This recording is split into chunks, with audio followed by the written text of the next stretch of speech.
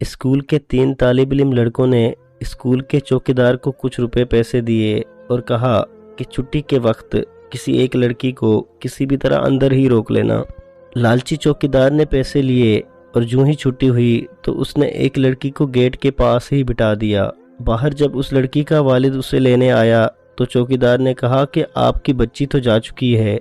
جب والد چلا گیا تو چوکیدار نے اسے کہا کہ آپ کے ابو آ جائیں گے، تم ٹینشن نہ لو اور اندر کلاس میں جا کر بیٹھ جاؤ، کوئی آئے گا تو میں تمہیں اطلاع کروں گا۔ لڑکی پریشانی کے عالم میں کلاس میں جا کر انتظار کرنے لگی تو چپکے سے چوکیدار نے کمرے کا دروازہ لاک کر دیا۔ پھر وہ ہوس کے پجاری تینوں لڑکے آ گئے۔ پہلے ایک نے جا کر زبردستی کی، پھر دوسرے نے بھی، لیکن جب تیسرا لڑکا اس کمسن لڑکی سے اپنی پیاس بجھانے کے لیے اندر داخل ہوا تو آگے اس بچی کو دیکھ کر اس کی سانسیں رک گئیں اور پتھر کی طرح ساکت ہو گیا۔ جانتے ہو کیوں؟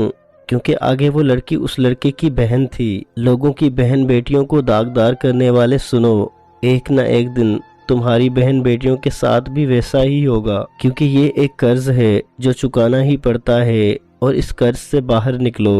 کسی کی بہن بیٹی کی عزت کے ساتھ کھیلنا چھوڑ دو، یہ ایک قرض ہے۔ اگر تم کسی کی بہن بیٹی کی عزت کے ساتھ کھیلو گے تو کوئی تمہاری بہن بیٹی کے ساتھ بھی ویسا ہی کرے گا۔ اللہ پاک سے توبہ کرو۔ اللہ آپ کو اور مجھے اس گناہ سے بچائے۔